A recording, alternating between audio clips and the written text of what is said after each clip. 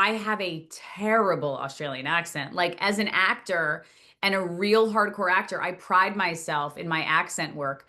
And Australian is just not not in my repertoire at Okay. all. You have to show me now. You can't tease me with this. Please give me a little bit. I literally can't. Like, no. No.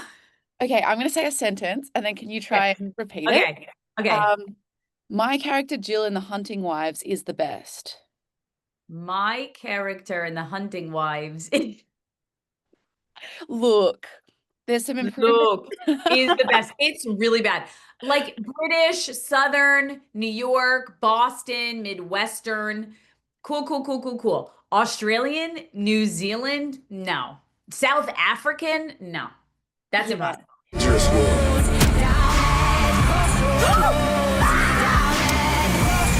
Look, can we talk about Jill? She's such a fun, devilish little character, but I want to hear from you. How would you describe her? Okay.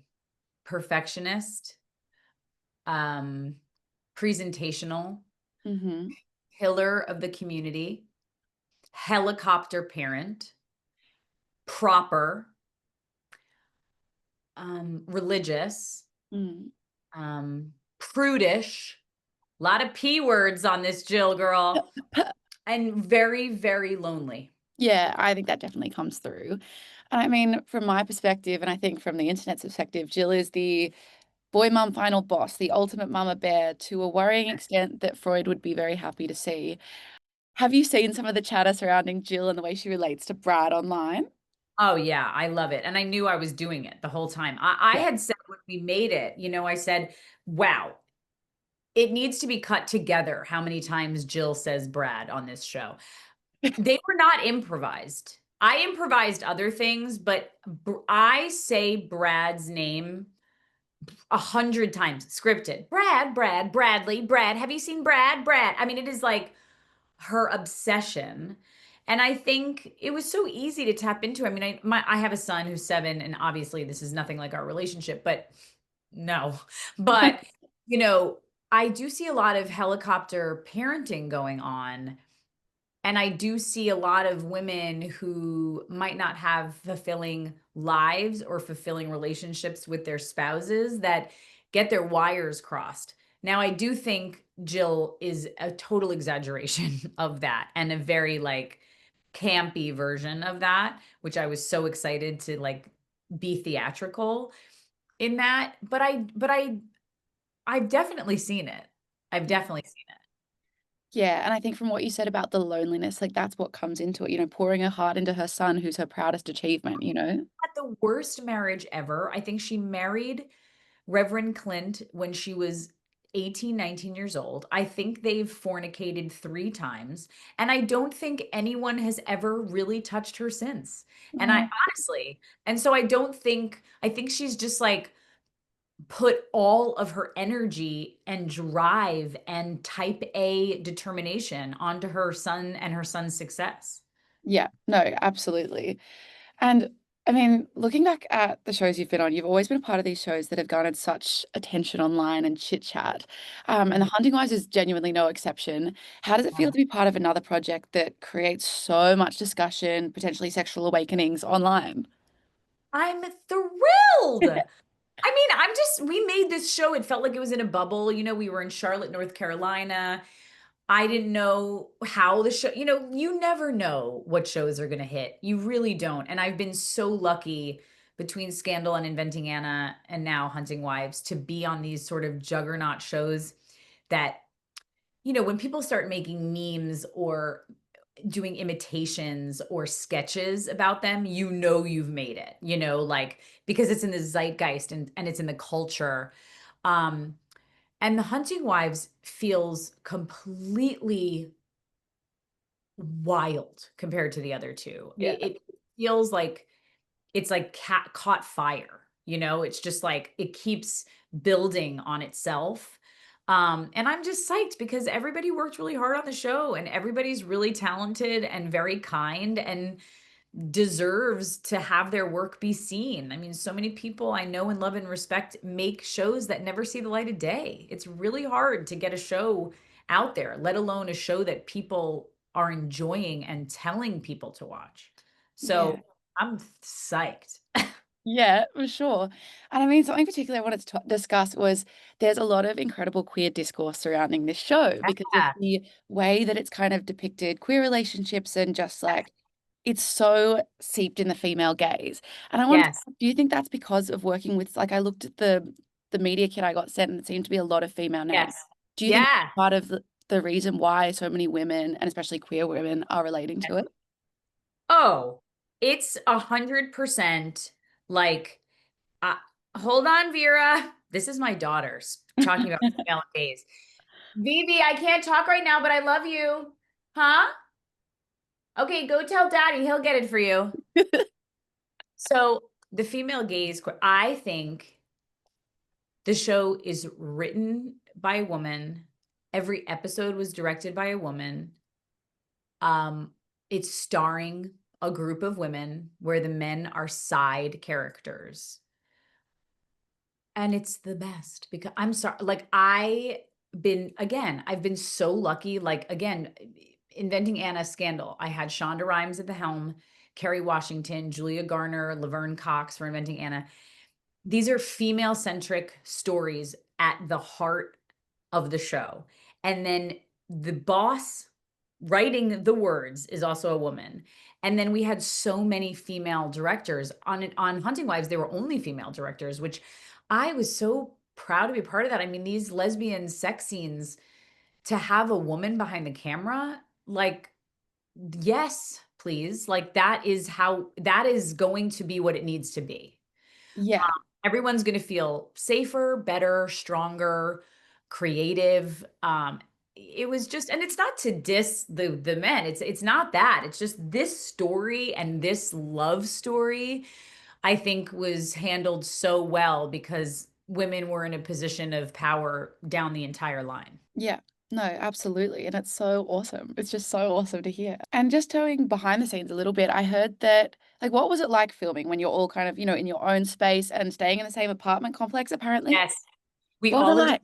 an apartment complex in a little neighborhood called Noda, which is like a very cool area of Charlotte. There's like bars and music clubs and a lot of restaurants. And we all lived in the same apartment complex, like Melrose Place, with a pool in the middle and a gym. And we just hung out all the time. Like we would pregame in my apartment. I had like a bar set up. I had a 2 bedroom because my kids would come to visit all the time.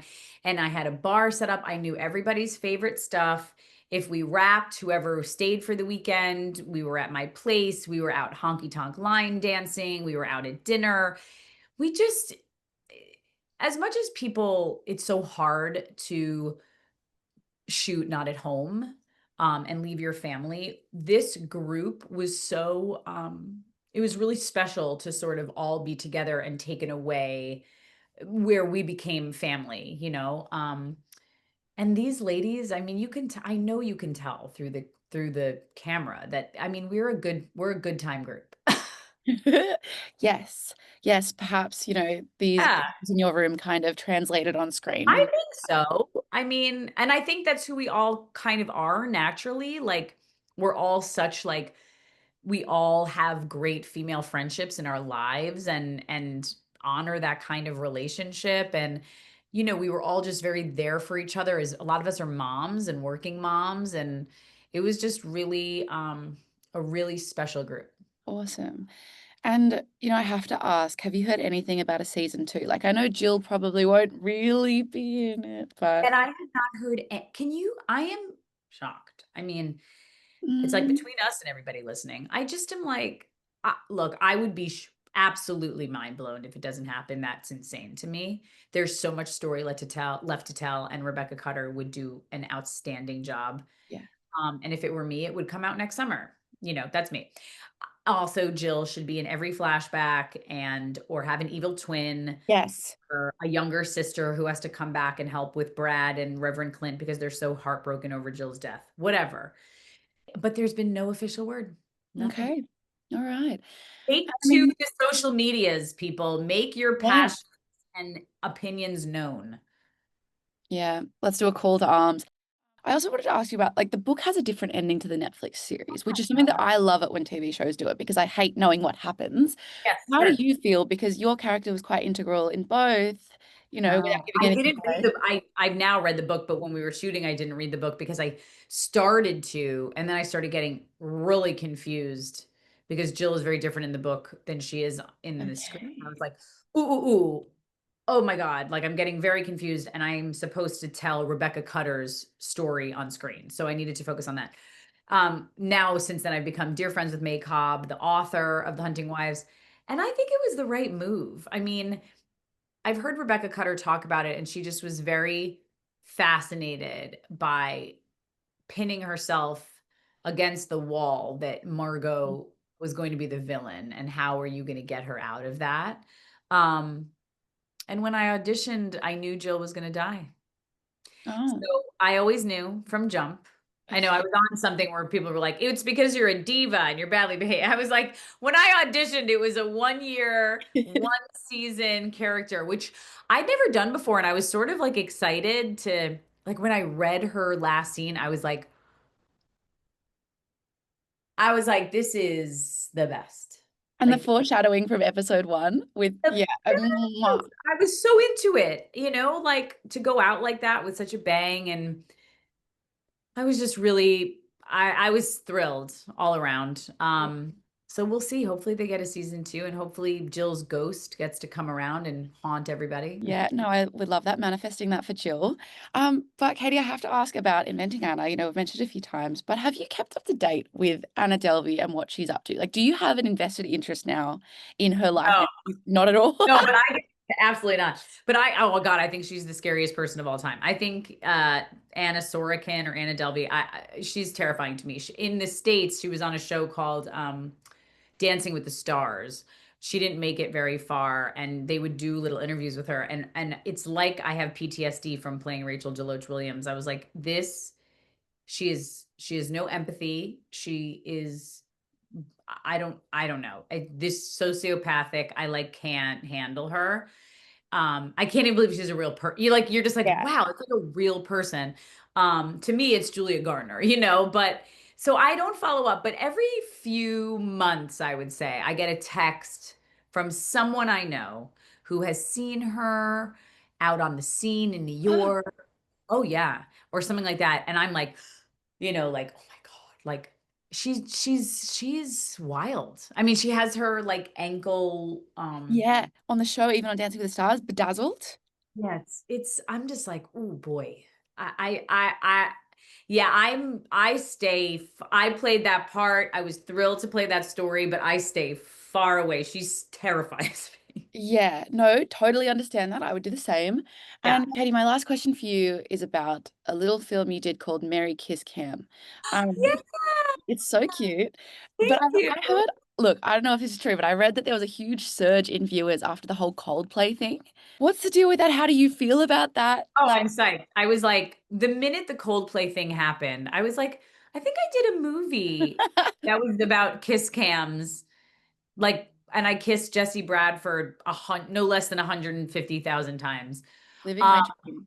yeah, totally. It was great.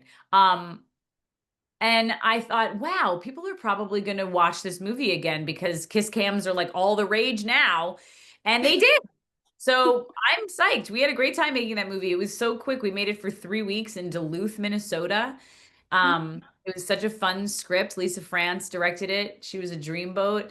And it's an adorable Christmas sport movie. It was really, really fun. I'm glad. I mean, do I feel bad for those two? Not really. I mean, they were bad behavior.